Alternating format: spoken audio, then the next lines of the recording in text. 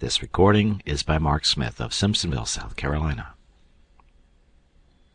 The Adventures of Huckleberry Finn by Mark Twain, Chapter 21.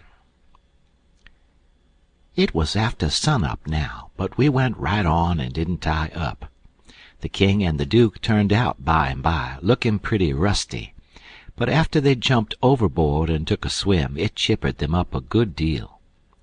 After breakfast the king he took a seat on the corner of the raft, and pulled off his boots and rolled up his breeches, and let his legs dangle in the water, so as to be comfortable, and lit his pipe and went to getting his Romeo and Juliet by heart.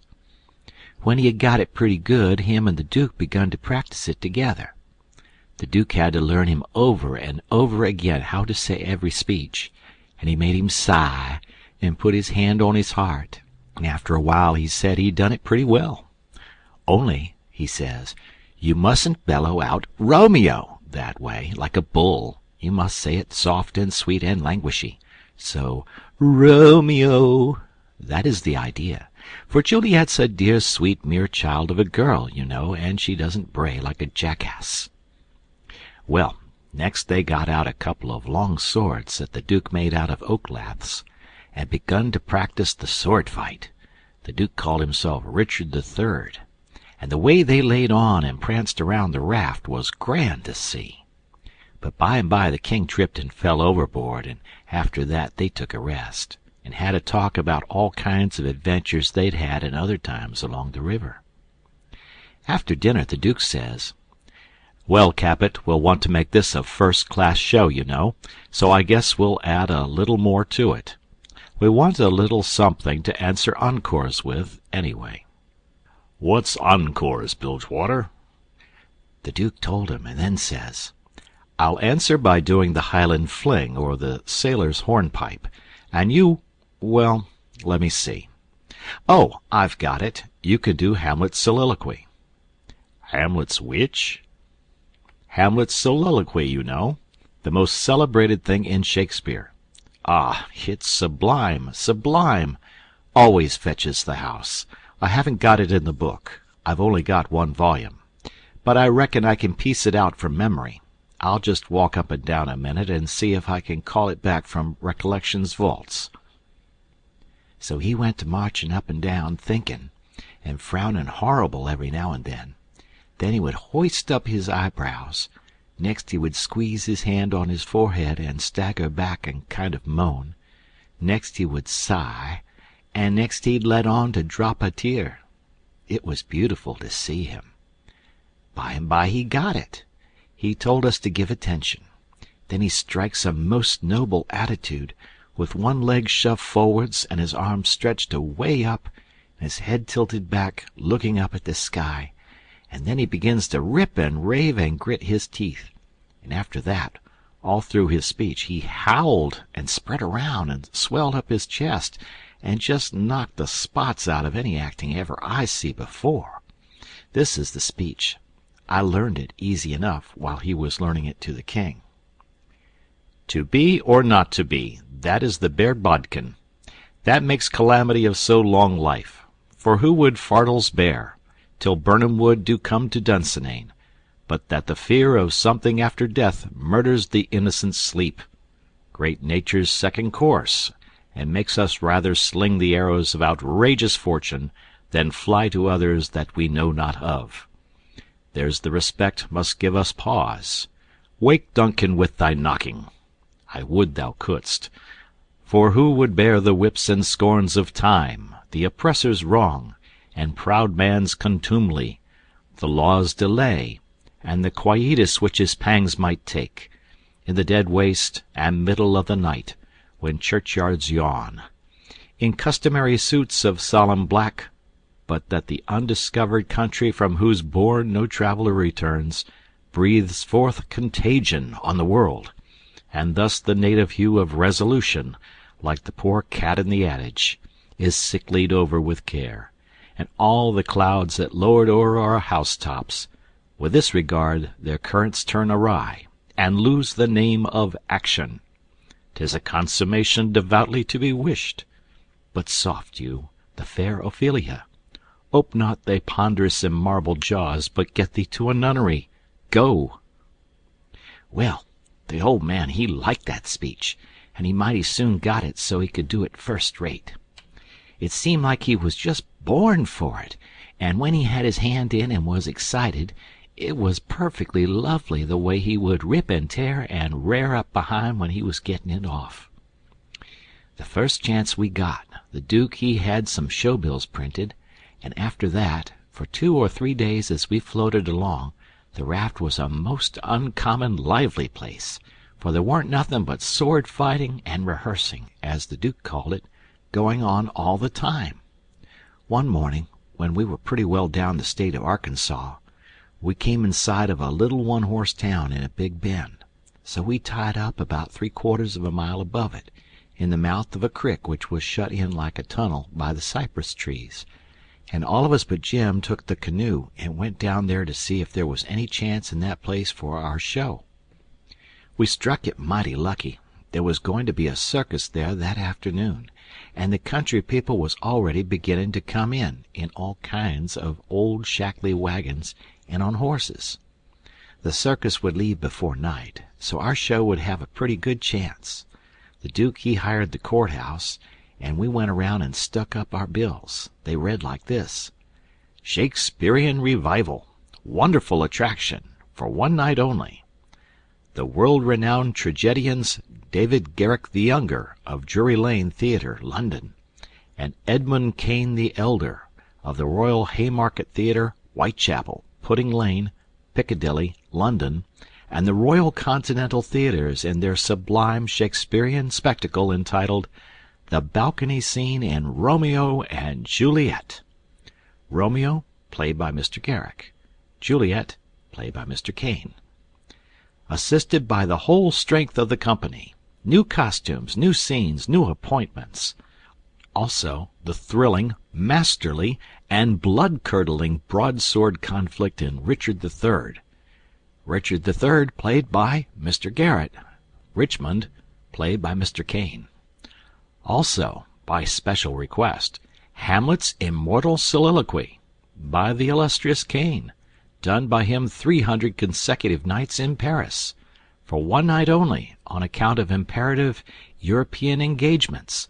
Admission 25 cents. Children and servants 10 cents. Then we went loafing around town. The stores and houses was most all old, shackly, dried-up frame concerns that hadn't ever been painted. They was set up 3 or 4 feet above ground on stilts, so as to be out of reach of the water when the river was overflowed. The houses had little gardens around them, but they didn't seem to raise hardly anything in them but jimson weeds and sunflowers and ash piles, and old curled-up boots and shoes, and pieces of bottles and rags and played-out tinware. The fences was made of different kinds of boards, nailed on at different times, and they leaned every which way, and had gates that didn't generally have but one hinge, a leather one. Some of the fences had been whitewashed some time or another, but the Duke said it was in Columbus's time, like enough. There was generally hogs in the garden and people driving them out. All the stores was along one street. They had white domestic awnings in front, and the country people hitched their horses to the awning posts. There was empty dry goods boxes under the awnings, and loafers roosting on 'em all day long, whittling them with their barlow knives, and chawing tobacco, and gaping and yawning and stretching. Mighty ornery lot. They generally had on yellow straw hats most as wide as an umbrella, but didn't wear no coats nor waistcoats. They called one another Bill and Buck and Hank and Joe and Andy, and talked lazy and drawly, and used considerable many cuss words. There was as many as one loafer leaning up against every awning post, and he most always had his hands in his breeches pockets, except when he fetched them out to lend a chaw of tobacco or scratch. What a body was hearing amongst them all the time was, "Gimme a chaw of tobacco, Hank." "I can't. I ain't got but one chaw left. Ask Bill." Maybe Bill he gives him a chaw. Maybe he lies and says he ain't got none. Some of them kinds of loafers never has a cent in the world, nor a chaw of tobacco of their own. They get all their chawin' by borrowin'. They say to a feller, "I wisht you'd lend me a chaw, Jack. I'd jest this minute give Ben Thompson the last chaw I had," which is a lie pretty much every time. It don't fool nobody but a stranger, but Jack ain't no stranger, so he says, "You give him a chaw, did you? So did your sister's cat's grandmother. You pay me back the chaws you already borrowed off of me, Leif Buckner. Then I'll loan you 1 or 2 ton of it, and won't charge you no back interest, nuther." "Well, I did pay back some of it onct." "Yes, you did, about 6 chaws. You'd borry store tobaccer and pay back niggerhead." Store tobacco is flat black plug, but these fellows mostly chaws the natural leaf twisted. When they borrow a chaw, they don't generally cut it off with a knife, but set the plug in between their teeth and gnaw with their teeth and tug at the plug with their hands till they get it in two. Then sometimes the one that owns the tobacco looks mournful at it when it's handed back and says, sarcastic, "Here, gimme the chaw, you take the plug." All the streets and lanes was just mud. There wa'n't nothin' else but mud. Mud as black as tar and nigh about a foot deep in some places, and 2 or 3 inches deep in all the places. The hogs loafed and grunted round everywheres. You'd see a muddy sow and a litter of pigs come lazing along the street and wallop herself right down in the way where folks had to walk around her, and she'd stretch out and shut her eyes and wave her ears whilst the pigs was milking her, and look as happy as if she was on salary. And pretty soon you'd hear a loafer sing out, "Hi! So, boy, sick 'em tyke!" and away the sow would go, squealing most horrible, with a dog or 2 swinging to each ear, and 3 or 4 dozen more coming. And then you would see all the loafers get up and watch the thing out of sight, and laugh at the fun and look grateful for the noise. Then they'd settle back again until there was a dog fight. There couldn't anything wake them up all over, and make them happy all over, like a dog fight, unless it might be putting turpentine on a stray dog and setting fire to him, or tying a tin pan to his tail and see him run himself to death. On the river front some of the houses was sticking out over the bank, and they was bowed and bent, and about ready to tumble in. The people had moved out of them. The bank was caved away under one corner of some others, and that corner was hanging over. People lived in them yet, but it was dangersome, because sometimes a strip of land as wide as a house caves in at a time.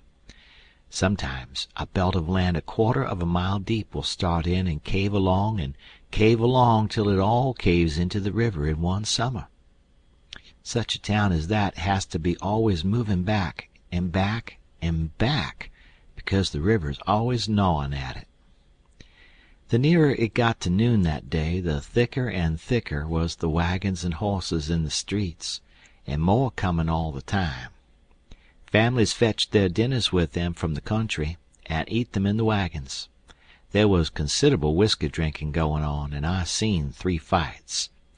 By and by somebody sings out, "Here comes old Boggs, in from the country for his little old monthly drunk. Here he comes, boys."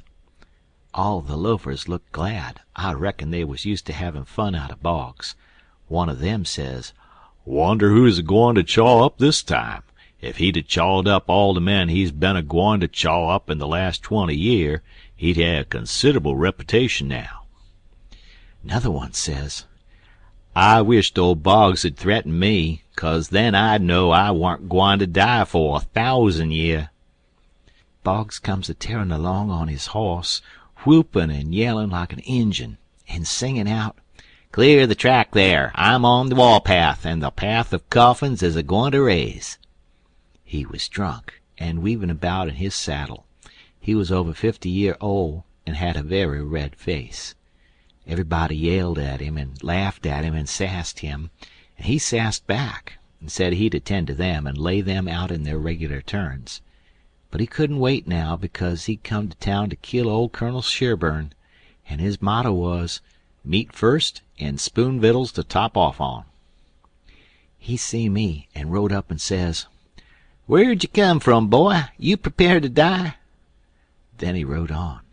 I was scared, but a man says, "He don't mean nothin'. He's always a-carryin' on like that when he's drunk. He's the best naturedest old fool in Arkansas. Never hurt nobody, drunk nor sober." Boggs rode up before the biggest store in town and bent his head down so he could see under the curtain of the awning, and yells, "Come out here, Sherburne. Come out and meet the man you swindled. You're the hound I'm after, and I'm a-goin' to have you, too." So he went on, calling Sherburne everything he could lay his tongue to, and the whole street packed with people listening and laughing and going on. By and by a proud-looking man about 55, and he was a heap the best-dressed man in that town, too, steps out of the store, and the crowd drops back on each side to let him come. He says to Boggs, mighty calm and slow, he says, "I'm tired of this, but I'll endure it till 1 o'clock. Till 1 o'clock, mind, no longer. If you open your mouth against me only once after that time, you can't travel so far but I will find you." Then he turns and goes in. The crowd looked mighty sober. Nobody stirred, and there warn't no more laughin'. Boggs rode up blackguardin' Sherburne as loud as he could yell, all down the street. Pretty soon back he comes and stops before the store, still keepin' it up. Some men crowded around him and tried to get him to shut up, but he wouldn't. They told him it would be 1 o'clock in about 15 minutes, and so he must go home. He must go right away. But it didn't do no good. He cussed away with all his might, and throwed his hat down in the mud and rode over it, and pretty soon away he went a-ragin' down the street again, with his gray hair a-flyin'.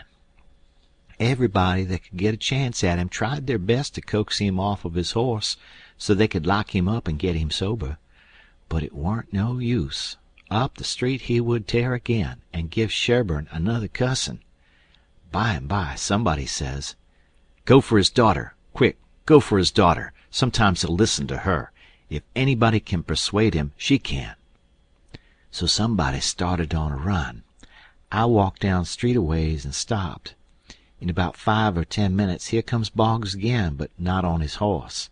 He was a-reelin' across the street towards me, bareheaded, with a friend on both sides of him a hold of his arms and hurrying him along. He was quiet and looked uneasy, and he warn't hanging back any, but was doing some of the hurrying himself. Somebody sings out, "Boggs." I looked over there to see who said it, and it was that Colonel Sherburne. He was standing perfectly still in the street, and had a pistol raised in his right hand, not aiming it, but holding it out with the barrel tilted up towards the sky. The same second I see a young girl coming on the run, and 2 men with her. Boggs and the men turned around to see who called him, and when they see the pistol, the men jumped to one side, and the pistol barrel come down slow and steady to a level, both barrels cocked. Boggs throws up both of his hands and says, "Oh, Lord, don't shoot!" Bang goes the first shot, and he staggers back, clawing at the air. Bang goes the second one, and he tumbles backwards onto the ground, heavy and solid, with his arms spread out. That young girl screamed out and comes rushing, and down she throws herself on her father, crying and saying, "Oh, he's killed him! He's killed him!" The crowd closed up around them and shouldered and jammed one another, with their necks stretched, trying to see, and people on the inside trying to shove them back and shouting, "Back, back! Give him air! Give him air!" Colonel Sherburne, he tossed his pistol onto the ground and turned around on his heels and walked off. They took Boggs to a little drug store, the crowd pressing around just the same, and the whole town following, and I rushed and got a good place at the window, where I was close to him and could see in. They laid him on the floor and put one large Bible under his head, and opened another one and spread it on his breast, but they tore open his shirt first, and I seen where one of the bullets went in. He made about a dozen long gasps, his breast lifting the Bible up when he drawed in his breath, and letting it down again when he breathed it out. And after that he laid still. He was dead.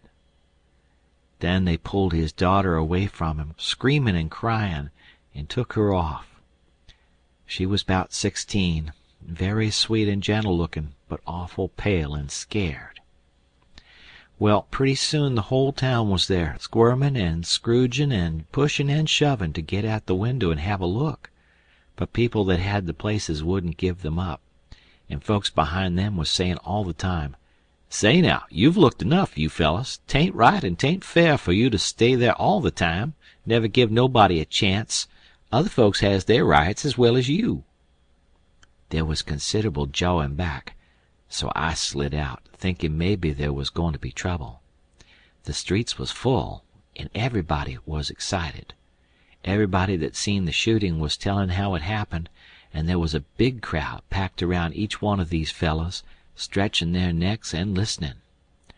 One long, lanky man with long hair and a big white furred stovepipe hat on the back of his head, and a crooked-handled cane, marked out the places on the ground where Boggs stood and where Sherburne stood, and the people following him around from one place to the other, and watching everything he done, and bobbing their heads to show they understood, and stooping a little and resting their hands on their thighs to watch him mark the places on the ground with his cane. And then he stood up straight and stiff where Sherburne had stood, frowning and having his hat brimmed down over his eyes, and sung out, "Boggs," and then fetched his cane down, slowed to a level, and says, "Bang!" staggered backwards, says, "Bang!" again, and fell down flat on his back. The people that had seen the thing said he'd done it perfect, said it was just exactly the way it all happened. Then as much as a dozen people got out their bottles and treated him.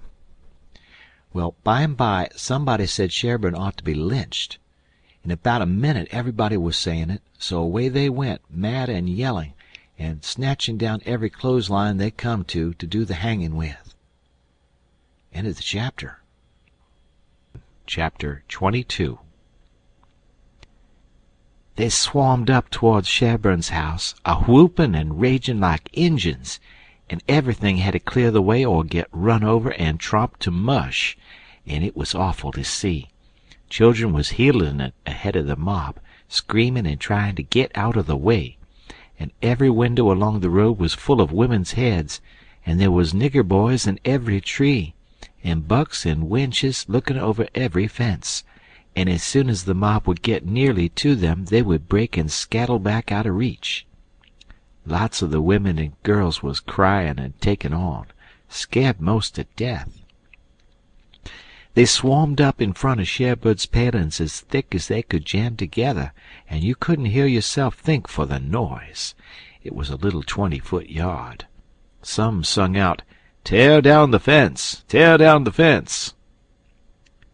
Then there was a racket of ripping and tearing and smashing, and down she goes, and the front wall of the crowd begins to roll in like a wave.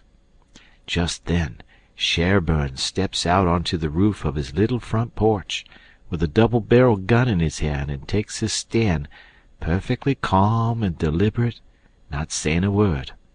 The racket stopped, and the wave sucked back. Sherburne never said a word, just stood there, looking down. The stillness was awful creepy and uncomfortable.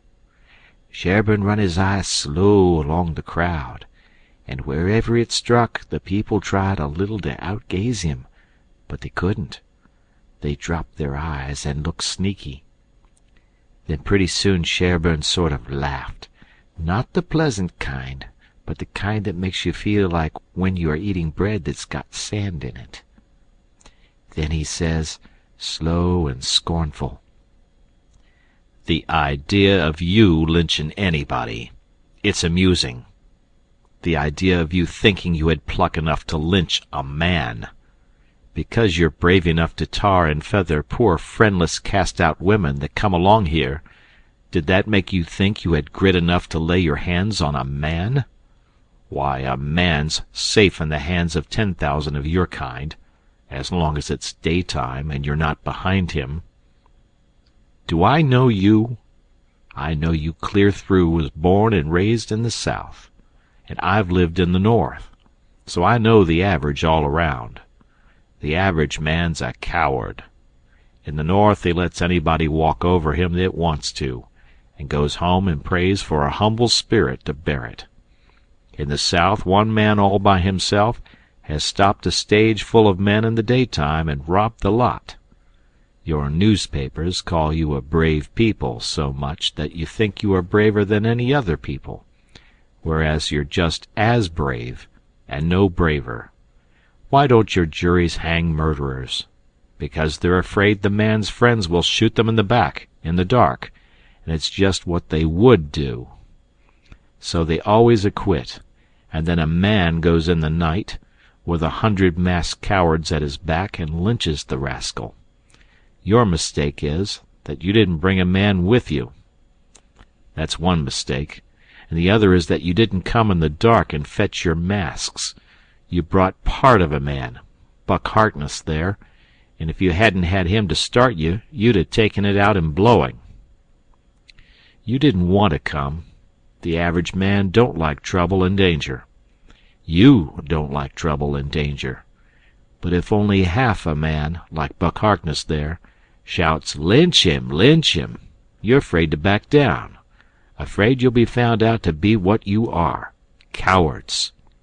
And so you raise a yell, and hang yourselves on to that half a man's coat-tail, and come raging up here, swearing what big things you're going to do. The pitifulest thing out is a mob. That's what an army is, a mob. They don't fight with courage that's born in them, but with courage that's borrowed from their mass and from their officers. But a mob without any man at the head of it is beneath pitifulness. Now the thing for you to do is to droop your tails and go home and crawl in a hole. If any real lynching's going to be done, it will be done in the dark, Southern fashion. And when they come, they'll bring their masks and fetch a man along. Now leave, and take your half a man with you," tossing his gun up across his left arm and cocking it when he says this. The crowd washed back sudden, and then broke all apart, and went tearing off every which way, and Buck Harkness he heeled it after them, looking tolerable cheap. I could have stayed if I wanted to, but I didn't want to. I went to the circus and loafed around the backside till the watchman went by, and then dived in under the tent. I had my $20 gold piece and some other money, but I reckoned I'd better save it, because there ain't no telling how soon you're going to need it, away from home and amongst strangers that way. You can't be too careful. I ain't opposed to spending money on circuses when there ain't no other way, but there ain't no use in wasting it on them. It was a real bully circus. It was the splendidest sight that ever was when they all come riding in, 2 by 2, a gentleman and lady side by side, the men just in their drawers and undershirts, and no shoes nor stirrups, and resting their hands on their thighs easy and comfortable. There must have been 20 of 'em, and every lady with a lovely complexion, and perfectly beautiful, and looking just like a gang of real sure-enough queens, and dressed in clothes that cost millions of dollars and just littered with diamonds. It was a powerful fine sight. I never seen anything so lovely. And then one by one they got up and stood, and went a-weaving around the ring so gentle and wavy and graceful, the men looking ever so tall and airy and straight, with their heads bobbing and skimming along, away up there under the tent roof, and every lady's rose-leafy dress flapping soft and silky around her hips, and she looking like the most loveliest parasol. And then faster and faster they went, all of them dancing, first one foot out in the air and then the other, the horses leaning more and more, and the ringmaster going round and round the center pole, cracking his whip and shouting, "Hi! Hi!" and the clown cracking jokes behind him. And by all hands dropped the reins, and every lady put her knuckles on her hips, and every gentleman folded his arms, and then how the horses did lean over and hump themselves. And so one after the other they all skipped off into the ring and made the sweetest bow I ever see, and then scampered out, and everybody clapped their hands and just about went wild.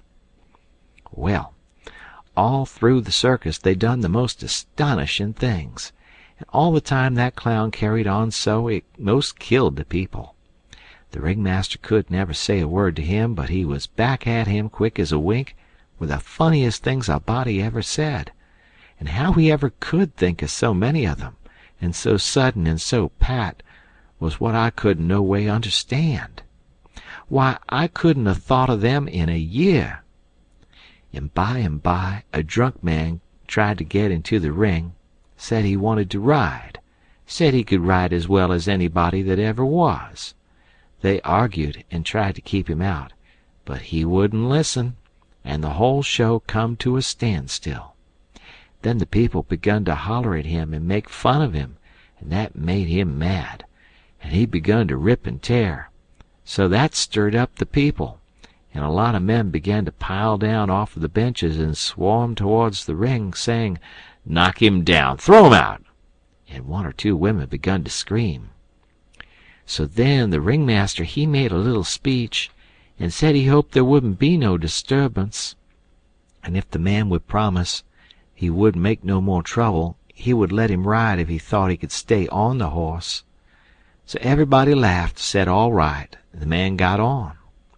The minute he was on, the horse begun to rip and tear and jump and cavort around, with two circus men hanging on to his bridle trying to hold him, and the drunk man hanging on to his neck, and his heels flying in the air every jump, and the whole crowd of people standing up shouting and laughing till tears rolled down.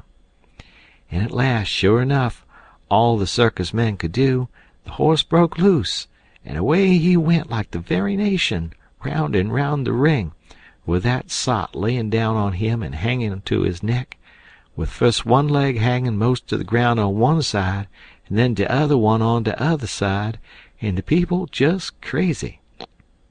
It warn't funny to me, though. I was all of a tremble to see his danger. But pretty soon he struggled up a straddle and grabbed the bridle, a-reeling this way and that, and the next minute he sprung up and dropped the bridle and stood. And the horse a-going like a house afire, too. He just stood up there, a-sailing around as easy and comfortable as if he weren't ever drunk in his life, and then he begun to pull off his clothes and sling them. He shed them so thick they kind of clogged up the air, and altogether he shed 17 suits. And then there he was, slim and handsome, and dressed the gaudiest and prettiest you ever saw, and he lit into that horse with his whip and made him fairly hum, and finally skipped off and made his bow and danced off to the dressing-room, and everybody just a-howling with pleasure and astonishment. Then the ringmaster he see how he had been fooled, and he was the sickest ringmaster you ever see, I reckon. Why, it was one of his own men. He had got up that joke all out of his own head and never let on to nobody. Well, I felt sheepish enough to be took in so, but I wouldn't have been in that ringmaster's place, not for $1,000. I don't know.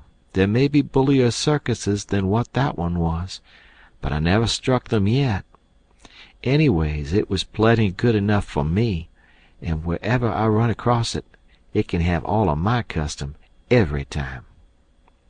Well, that night we had our show, but there weren't only about 12 people there, just enough to pay expenses, and they laughed all the time, and that made the Duke mad, and everybody left anyway before the show was over but one boy which was asleep.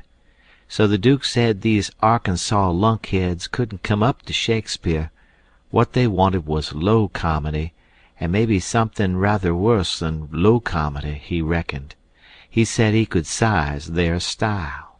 So next morning he got some big sheets of wrapping paper and some black paint, and drawed off some handbills and stuck them up all over the village.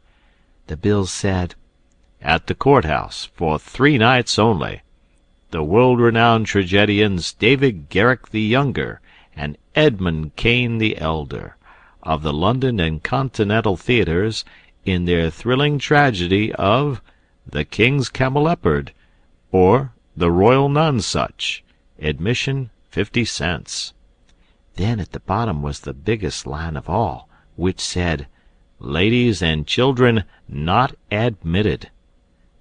There, says he, if that line don't fetch 'em, I don't know Arkansas. End of chapter. Chapter 23. Well, all day him and the king was hard at it, rigging up a stage and a curtain and a row of candles for footlights, and that night the house was jam full of men in no time. When the place couldn't hold no more, the Duke he quit tending door and went around the back way and come on to the stage and stood up before the curtain and made a little speech, and praised up this tragedy, and said it was the most thrillingest one that ever was, and so he went on a-bragging about the tragedy, and about Edmund Kean the Elder, which was to play the main principal part in it, and at last when he got everybody's expectations up high enough, he rolled up the curtain, and the next minute the king come a-prancing out on all fours, naked, and he was painted all over, ring-streaked and striped, all sorts of colors, as splendid as a rainbow. But never mind the rest of his outfit. It was just wild, but it was awful funny. The people most killed themselves laughing, and when the king got done capering and capered off behind the scenes, they roared and clapped and stormed and haw-hawed till he come out and done it over again, and after that they made him do it another time. Well, it would make a cow laugh to see the shines that old idiot cut. Then the Duke he lets the curtain down and bows to the people, and says the great tragedy will be performed only 2 nights more on account of pressing London engagements, where the seats is all sold already for it in Drury Lane, and then he makes them another bow, and says if he has succeeded in pleasing them and instructing them, he will be deeply obliged if they will mention it to their friends and get them to come and see it. 20 people sings out, What? Is it over? Is that all? The Duke says yes. Then there was a fine time. Everybody sings out, Sold, and rose up mad, and was a-going for that stage and them tragedians. But a big, fine-looking man jumps up on a bench and shouts, Hold on! Just a word, gentlemen. They stop to listen. We are sold, mighty badly sold, but we don't want to be the laughing-stock of this whole town, I reckon, and never hear the last of this thing as long as we live. No, what we want is to go out of here quiet and talk this show up and sell the rest of the town. Then we'll all be in the same boat. Ain't that sensible? You bet it is. The jedge is right, everybody sings out. All right, then. Not a word about any sell. Go along home and advise everybody to come and see the tragedy. Next day you couldn't hear nothing around that town but how splendid that show was. House was jammed again that night, and we sold this crowd the same way. When me and the king and the Duke got home to the raft, we all had a supper, and by, about midnight, they made Jim and me back her out and float her down the middle of the river, and fetch her in and hide her about 2 mile below town. The third night the house was crammed again, and they warn't newcomers this time, but people that was at the show the other 2 nights. I stood by the Duke at the door, and I see that every man that went in had his pockets bulging, or something muffled up under his coat, and I see it warn't no perfumery neither, not by a long sight. I smelt sickly eggs by the barrel, and rotten cabbages and such things, and if I know the signs of a dead cat being around, and I bet I do, there was 64 of them went in. I shoved in there for a minute, but it was too various for me. I couldn't stand it. Well, when the place couldn't hold no more people, the Duke he give a feller a quarter and told him to tend door for him a minute, and then he started around for the stage door, I after him. But the minute we turned the corner and was in the dark, he says, 'Walk fast now till you get away from the houses, and then shin for the raft like the dickens was after you.' I done it, and he done the same. We struck the raft at the same time, and in less than 2 seconds we was gliding downstream, all dark and still, and edging towards the middle of the river, nobody saying a word. I reckon the poor king was in for a gaudy time of it with the audience, but nothing of the sort. Pretty soon he crawls out from under the wigwam and says, 'Well, how'd the old thing pound out this time, Duke?' He hadn't been uptown at all. We never showed a light till we was about 10 mile below the village. Then we lit up and had a supper, and the king and the Duke fairly laughed their bones loose over the way they'd served them people. The Duke says, 'Greenhorns, flatheads! I knew the first house would keep mum and let the rest of the town get roped in, and I knew they'd lay for us the third night, and consider it was their turn now. Well, it is their turn, and I'd give something to know how much they'd take for it. I would just like to know how they're putting in their opportunity.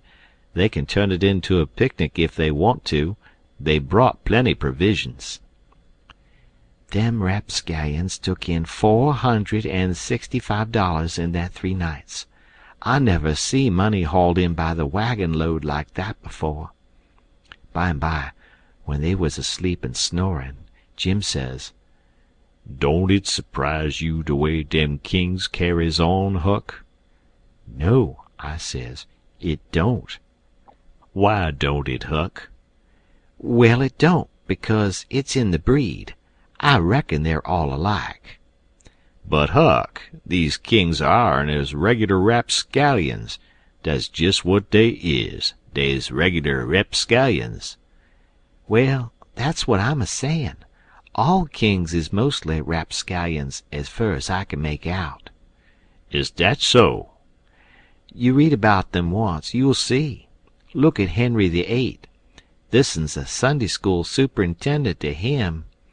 And look at Charles II, and Louis XIV, and Louis XV, and James II, and Edward II, and Richard III, and 40 more, besides all them Saxon heptarchies that used to rip around so in old times and raise Cain.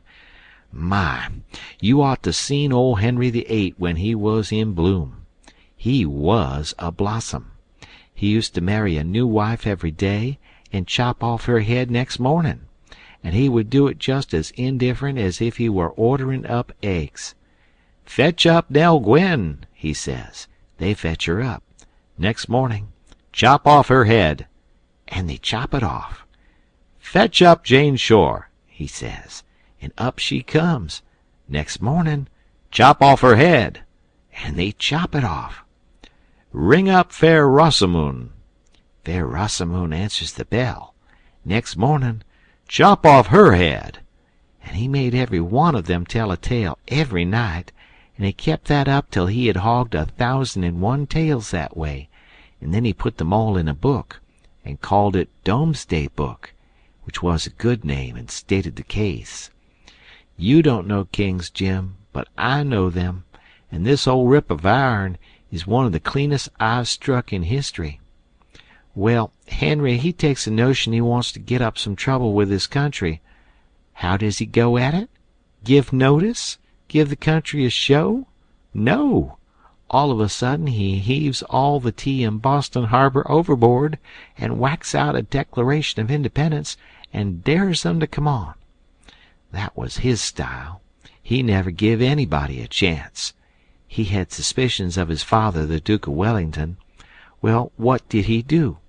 Ask him to show up? No. Drownded him in a butt of Mamsie, like a cat. Suppose people left money layin' around where he was. What did he do? He collared it. Suppose he contracted to do a thing, and you paid him, and didn't set down there and see that he done it. What did he do? He always done the other thing. Suppose he opened his mouth, what then? If he didn't shut it up powerful quick, he'd lose a lie every time. That's the kind of a bug Henry was, and if we'd had him along instead of our kings, he'd have fooled that town a heap worse'n ours done. I don't say that ourn is lambs, because they ain't when you come right down to the cold facts, but they ain't nothin' to that old ram anyway. All I say is kings, and you got to make allowances. Take them all around, they're a mighty ornery lot. It's the way they're raised. But dis one do smell so like de nation, Huck. Well, they all do, Jim. We can't help the way a king smells. History don't tell no way. Now de Duke, he's a tolerable likely man in some ways. Yes, a duke's different, but not very different. This one's a middlin' hard lot for a duke. When he's drunk, there ain't no near-sighted man could tell him from a king. Well, anyways, I don't hanker for no more of 'em, Huck. Dese is all I can stand. It's the way I feel too, Jim. But we've got them on our hands, and we got to remember what they are and make allowances. Sometimes I wish I could hear of a country that's out of kings. What was the use to tell Jim these warn't real kings and dukes? It wouldn't have done no good, and besides, it was just as I said. You couldn't tell them from the real kind. I went to sleep, and Jim didn't call me when it was my turn. He often done dat. When I waked up just at daybreak, he was sittin' there with his head down betwixt his knees, moanin' and mournin' to himself. I didn't take notice nor let on. I knowed what it was about. He was thinking about his wife and his children, away up yonder, and he was low and homesick, because he hadn't ever been away from home before in his life. And I do believe he cared just as much for his people as white folks does for theirn. It don't seem natural, but I reckon it's so. He was often moanin' and mournin' that way nights, when he judged I was asleep, and sayin', "Po' little 'Lizabeth, po' little Johnny, it's mighty hard. I 'spect I ain't ever gwine to see you no more, no more." He was a mighty good nigger, Jim was. But this time I somehow got to talkin' to him about his wife and young ones, and by he says, "What makes me feel so bad dis time is because I hear something over yonder on de bank like a whack or a slam while ago, and it 'mind me of de time I treat my little 'Lizabeth so ornery. She warn't only about 4 year old, and she took de scarlet fever and had a powerful rough spell, but she got well, and one day she was a standin' around, and I says to her, I says, 'Shet de door.' She never done it, just stood there, kinder smilin' up at me. It make me mad, and I says again mighty loud, I says, 'Don't you hear me? Shut de door.' She just stood the same way, kinder smilin' up. I was a boilin'. I says, 'I lay I make you mine.' And wid dat I fetch her a slap side de head that sont her a sprawlin'. Den I went into de other room, and is gone about 10 minutes, and when I come back der was dat door a standin' open yit, and dat child standin' most right in it, a lookin' down and mournin', and de tears runnin' down. My, but I was mad. I was a gwine for de child, but just den, it was a door dat open in'ards. Just den, along come de wind and slams it to, behind de child, kerblam! And my land, de child never move. My breath most hop out of me, and I feel so, I don't know how I feel.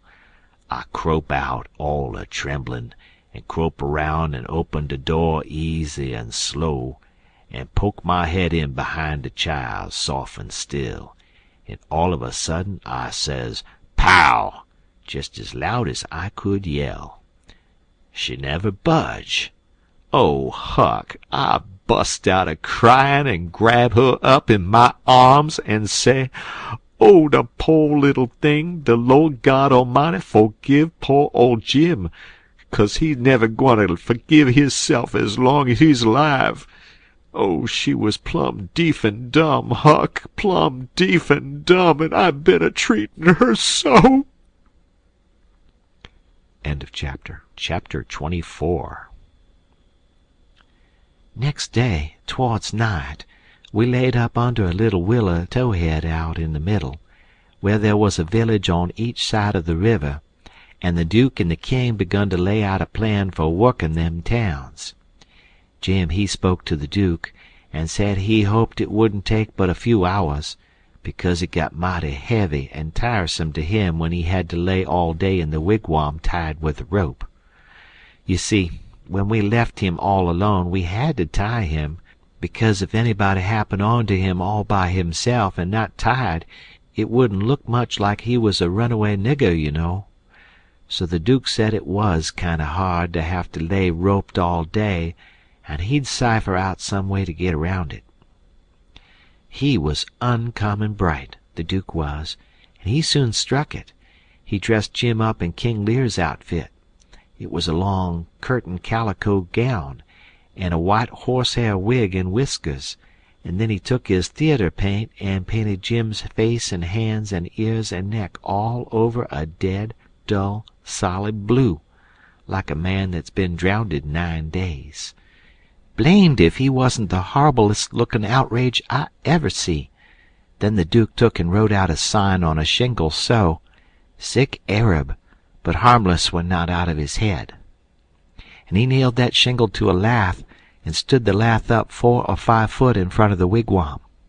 Jim was satisfied. He said it was a sight better than lying tied a couple of years every day and trembling all over every time there was a sound. The Duke told him to make himself free and easy, and if anybody ever come meddling around, he must hop out of the wigwam and carry on a little, and fetch a howl or two like a wild beast, and he reckoned they would light out and leave him alone, which was sound enough judgment. But you take the average man, and he wouldn't wait for him to howl. Why, he didn't only look like he was dead, he looked considerable more than that. These rapscallions wanted to try the Nonsuch again, because there was so much money in it, but they judged it wouldn't be safe, because maybe the news might have worked along down by this time. They couldn't hit no project that suited exactly, so at last the Duke said he reckoned he'd lay off and work his brains an hour or two and see if he couldn't put up something on the Arkansas village. And the King he allowed he would drop over to the other village without any plan, but just trust in Providence to lead him the profitable way, meaning the devil, I reckon.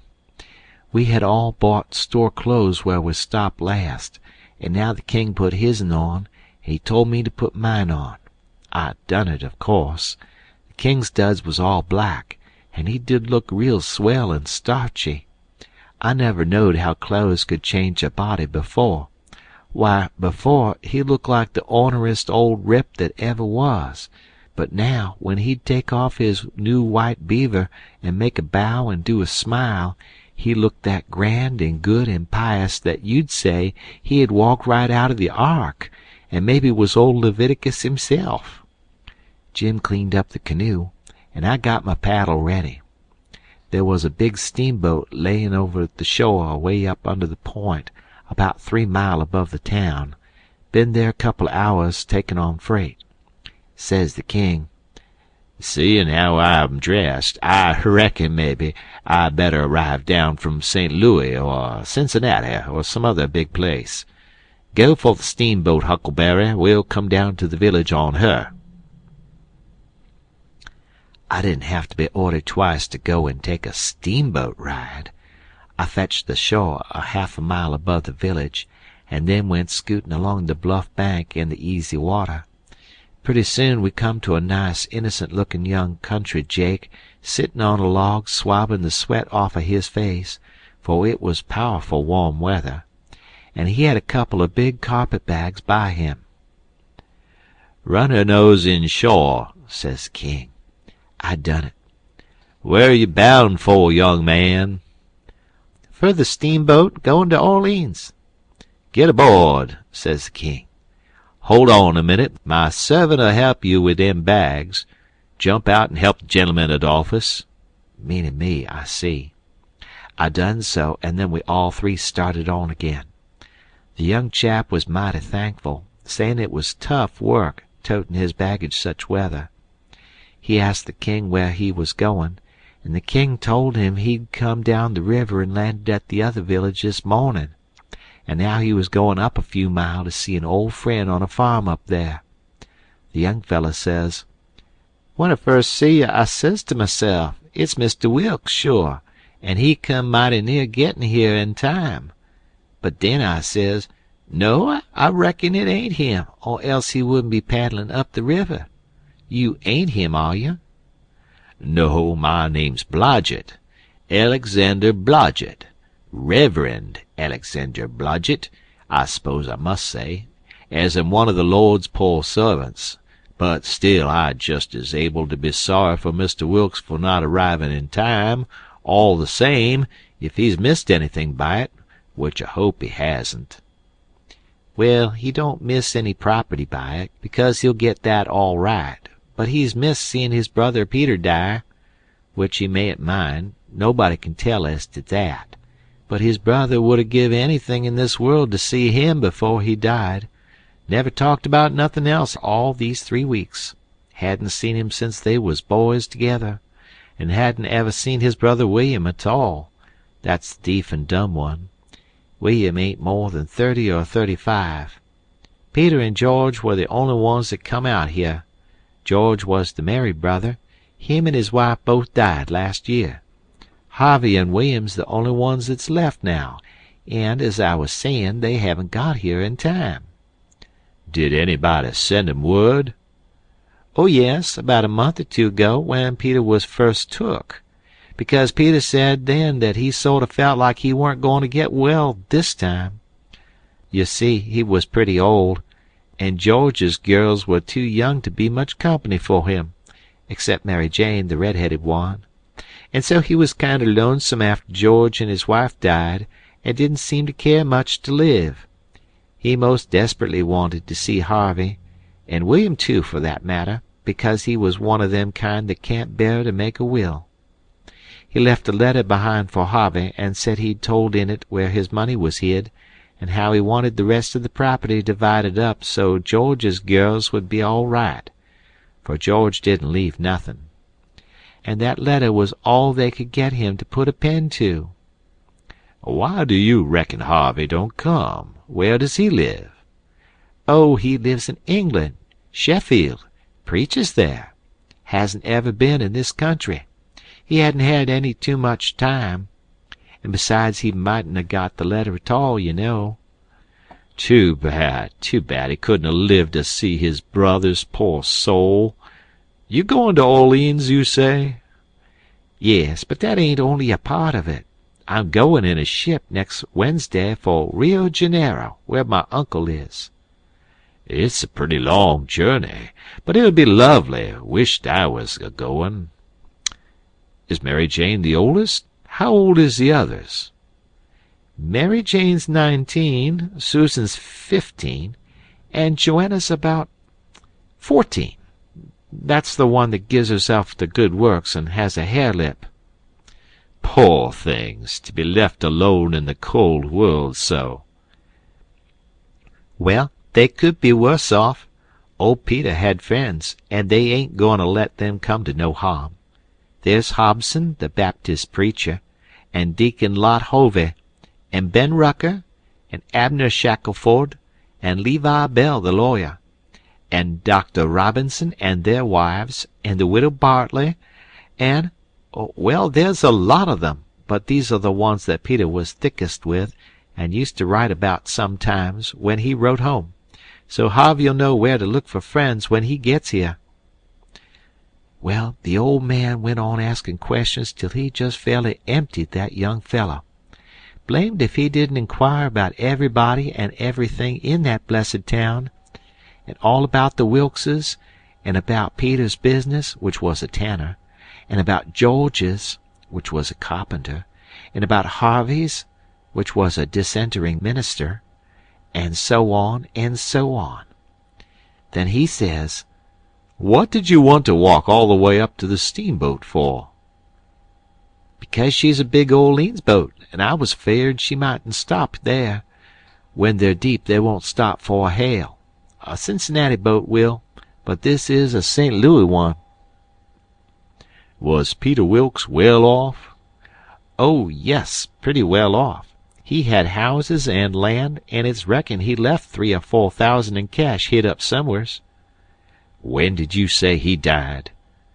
"I didn't say, but it was last night."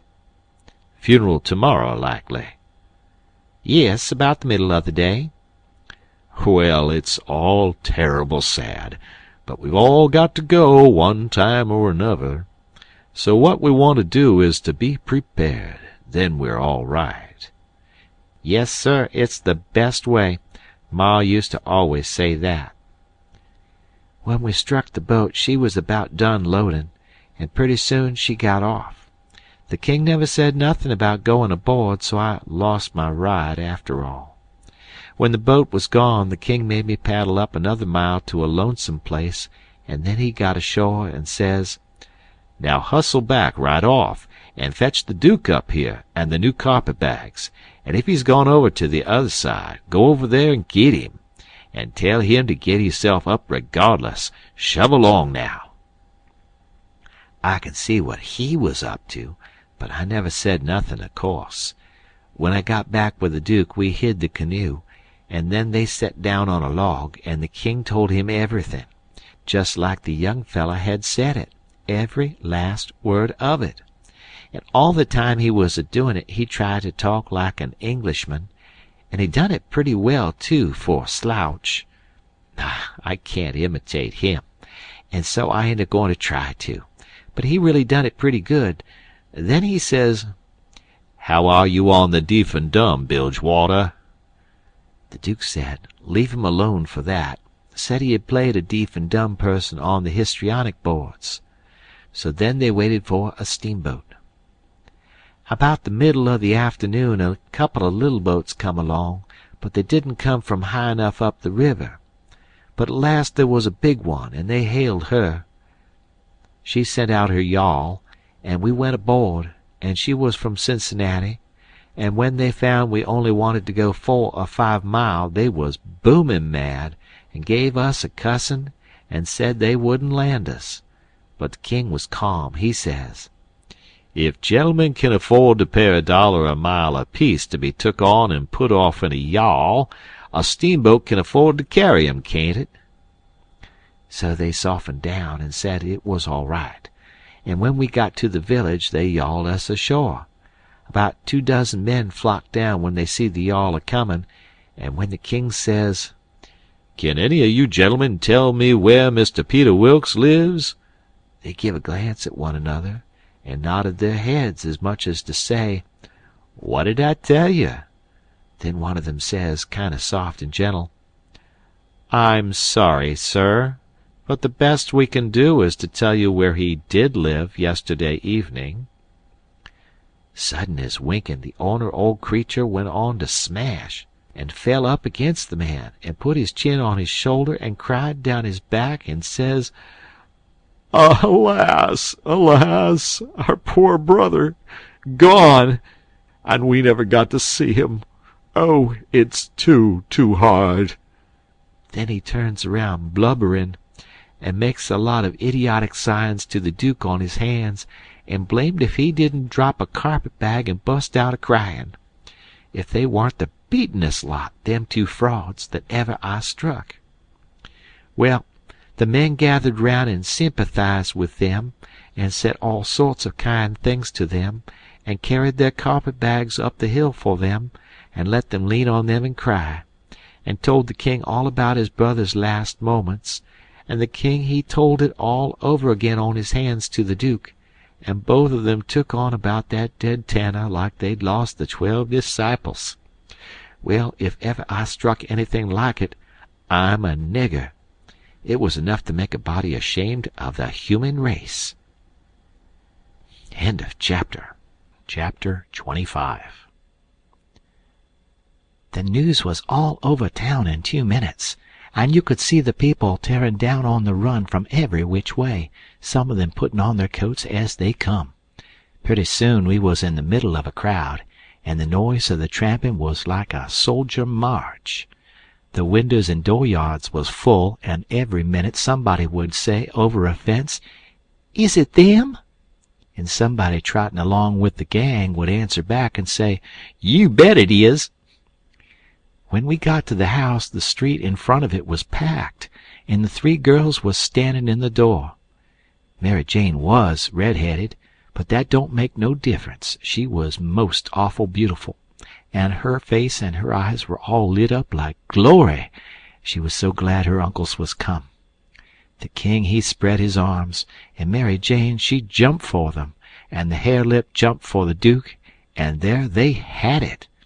Everybody most, leastways women, cried for joy to see them meet again at last and have such good times. Then the king he hunched the duke private. I see him do it, and then he looked around and see the coffin over in the corner on 2 chairs.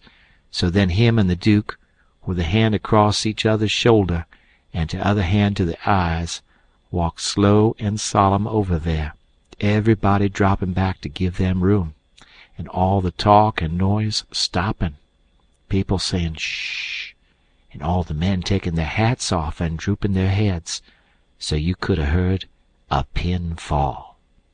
And when they got there, they bent over and looked in the coffin and took one sight, and then they bust out a-crying so you could have heard them to Orleans most, and then they put their arms around each other's necks and hung their chins over each other's shoulders, and then for 3 minutes, or maybe 4, I never seen 2 men leak the way they done.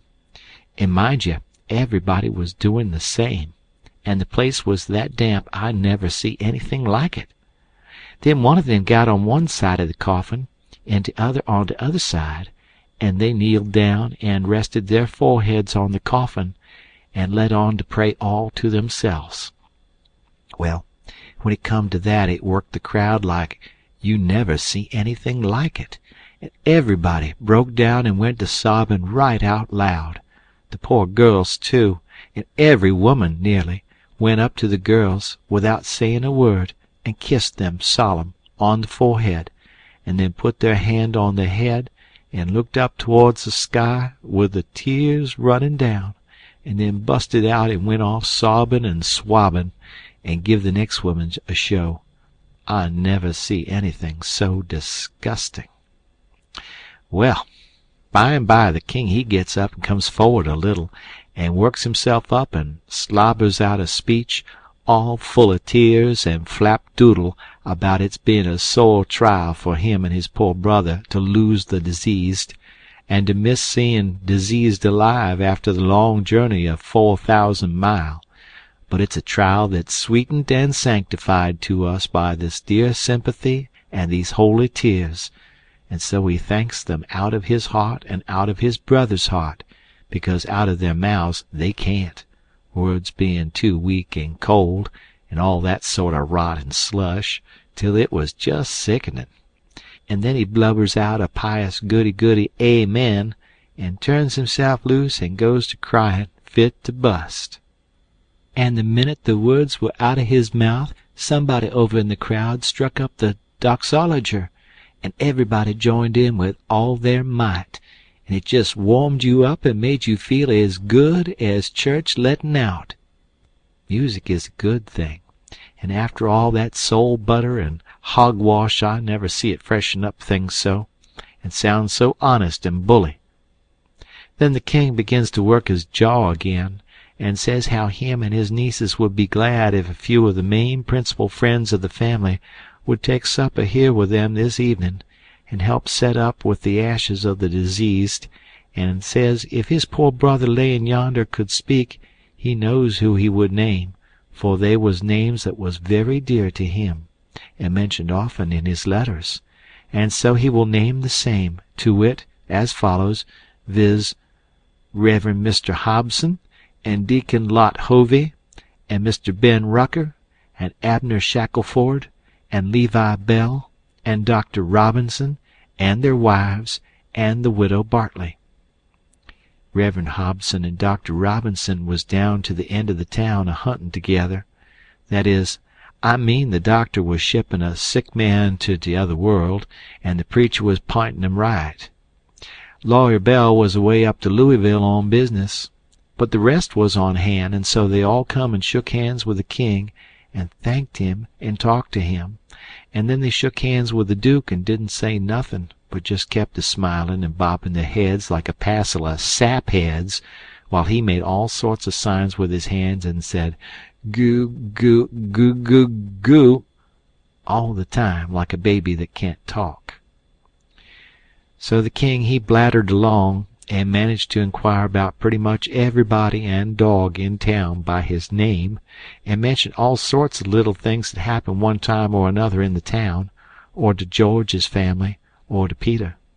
And he always let on that Peter wrote him the things, but that was a lie. He got every blessed one of them out of that young flathead that we canoed up to the steamboat. Then Mary Jane she fetched the letter her father left behind, and the king he read it out loud and cried over it. It give the dwellin' house and $3,000 gold to the girls, and it give the tan yard, which was doin' a good business, along with some other houses and land worth about $7,000, and $3,000 in gold to Harvey and William, and told where the $6,000 cash was hid down cellar. So these two frauds said they'd go and fetch it up, and have everything square and above board, and told me to come with a candle. We shut the cellar door behind us, and when they found the bag they spilled it out on the floor, and it was a lovely sight, all them yeller boys. My, the way the king's eyes did shine. He slaps the Duke on the shoulder and says, "Oh, this ain't bullin' nor nothin'. Oh, no, I reckon not. Why, Billy, it beats the nonsuch, don't it?" The Duke allowed it did. They pawed the yaller boys and sifted them through their fingers and let them jingle down on the floor. And the king says, "It ain't no use talkin'. Bein' brothers to a rich dead man and representatives of furrin heirs that got's left is the line for you and me, Bilge. This year comes of trustin' to Providence. It's the best way in the long run. I've tried 'em all, and there ain't no better way." Most everybody would have been satisfied with the pile and took it on trust, but no, they must count it. So they counts it, and it comes out $415 short. Says the king, "Dern him, I wonder what he done with that $415. They worried over that a while and ransacked all around for it. Then the Duke says, "Well, he was a pretty sick man, and likely he made a mistake. I reckon that's the way of it. The best way is to let it go and keep still about it. We can spare it." "Oh, shucks, yes, we can spare it. I don't keer nothin' about that. It's the count I'm thinkin' about. We want to be awful square and open above board here, you know. We want to lug this here money upstairs and count it before everybody. Then there ain't nothin' suspicious. But when the dead man says the $6,000, you know, we don't want to—" "Hold on," says the Duke. "Let's make up the deficit." And he begun to haul out yaller boys out of his pocket. "It's a most amazin' good idea, Duke. You have got a rattlin' clever head on you," says the king. "Blest if the old nonsuch ain't a-helpin' us out again." And he begun to haul out yaller jackets and stack them up.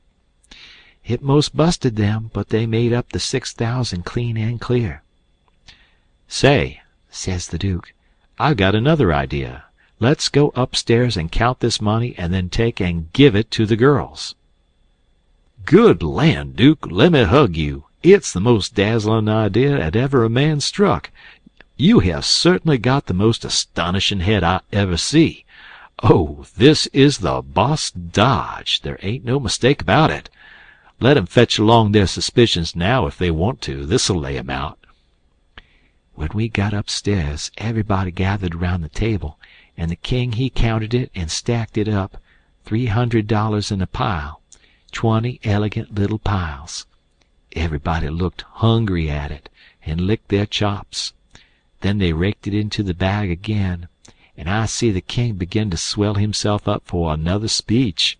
He says, "Friends all, my poor brother that lays yonder has done generous by them that's left behind in the vale of sorrers. He has done generous by these yer poor little lambs that he loved and sheltered, and that's left fatherless and motherless. Yes, and we that knowed him knowed that he would have done more generous by them if he hadn't been afeard of wounding his dear William and me. Now, wouldn't he? There ain't no question about it in my mind. Well, then, what kind of brothers would it be that'd stand in his way at such a time? And what kind of uncles would it be that'd rob, yes, rob, such poor, sweet lambs as these that he loves so at such a time? If I know William, and I think I do, well, I'll just ask him." He turns around and begins to make a lot of signs to the Duke with his hands, and the Duke he looks at him stupid and leather-headed a while. Then all of a sudden he seems to catch his meaning, and jumps for the king, goo-gooing with all his might for joy, and hugs him about 15 times before he lets up. Then the king says, "I knowed it. I reckon that'd convince anybody the way he feels about it. Here, Mary Jane, Susan, Joanna, take the money. Take it all. It's the gift to him that lays yonder, cold but joyful." Mary Jane, she went for him. Susan and the hare-lip went for the Duke, and then such another hugging and kissing I never see yet. And everybody crowded up with the tears in their eyes, and most shook the hands off of them frauds, saying all the time, "You dear good souls, how lovely! How could you?" Well, then, pretty soon all hands got to talking about the diseased again, and how good he was, and what a loss he was, and all that. And before long a big iron-jawed man worked himself in there from outside, and stood a-listening and looking, and not saying anything, and nobody saying anything to him either, because the king was talking, and they was all busy listening. The king was saying, in the middle of something he'd started in on, "They being particular friends of the diseased. That's why they're invited here this evening. But tomorrow we want all to come, everybody, for he respected everybody, he liked everybody, and so it's fitting that his funeral orgies should be public." And so he went a-mooning on and on, liking to hear himself talk. And every little while he fetched in his funeral orgies again, till the Duke he couldn't stand it no more, and he writes on a little scrap of paper, "Obsequies, you old fool," and folds it up, and goes to goo-gooing and reaching it over people's heads to him. The king he reads it and puts it in his pocket and says, "Poor William, afflicted as he is, his heart's always right. Asked me to invite everybody to come to the funeral. Wants me to make 'em all welcome, but he needn't have worried, it was just what I was at." Then he weaves along again, perfectly calm, and goes to dropping in his funeral orgies again every now and then, just like he done before. And when he done it the third time, he says, "I say orgies, not because it's the common term, because it ain't, obsequies being the common term, but because orgies is the right term. Obsequies ain't used in England no more now, it's gone out. We say orgies now in England. Orgies is better, because it means the thing you're after more exact. It's a word that's made up out of the Greek orgo, outside, open, abroad, and the Hebrew jesum, to plant, cover up, hence inter. So you see, funeral orgies is an open or public funeral." He was the worst I ever struck. Well, the iron-jawed man he laughed right in his face. Everybody was shocked. Everybody says, "Why, doctor!" And Abner Shackelford says, "Why, Robinson, hain't you heard the news? This is Harvey Wilkes." The king he smiled eager, and shoved out his flapper, and says, "Is it my poor brother's dear good friend and physician? Keep your hands off of me," says the doctor. "You talk like an Englishman, don't you? It's the worst imitation I ever heard. You, Peter Wilkes' brother. You're a fraud, that's what you are." Well, how they all took on! They crowded round the doctor and tried to quiet him down, and tried to explain to him and tell him how Harvey had showed in 40 ways that he was Harvey, and knowed everybody by name, and the names of the very dogs, and begged him not to hurt Harvey's feelings and the poor girl's feelings and all that. But it warn't no use. He stormed right along, and said any man that pretended to be an Englishman and couldn't imitate the lingo no better than what he did was a fraud and a liar. The poor girls was hanging to the king and crying, and all of a sudden the doctor ups and turns on them. He says, "I was your father's friend, and I'm your friend, and I warn you as a friend, and an honest one that wants to protect you and keep you out of harm and trouble, to turn your backs on that scoundrel and have nothing to do with him, the ignorant tramp, with his idiotic Greek and Hebrew, as he calls it. He is the thinnest kind of an impostor, has come here with a lot of empty names and facts which he picked up somewheres, and you take them for proofs, and are helped to fool yourselves by these foolish friends here, who ought to know better. Mary Jane Wilkes, you know me for your friend, and for your unselfish friend, too. Now listen to me. Turn this pitiful rascal out. I beg you to do it. Will you?" Mary Jane straightened herself up, and my, but she was handsome. She says, "Here is my answer." She hove up the bag of money and put it in the king's hands, and says, "Take this $6,000 and invest it for me and my sisters any way you want to, and don't give us no receipt for it." Then she put her arm around the king on one side, and Susan and the hare lip done the same on the other. Everybody clapped their hands and stomped on the floor like a perfect storm, whilst the king held up his head and smiled proud. The doctor says, "All right, I wash my hands of the matter, but I warn you all that a time's comin' when you're going to feel sick whenever you think of this day." And away he went. "All right, doctor," says the king, kind of mocking him. "We'll try and get 'em to send for you," which made 'em all laugh, and they said it was a prime good hit. End of chapter.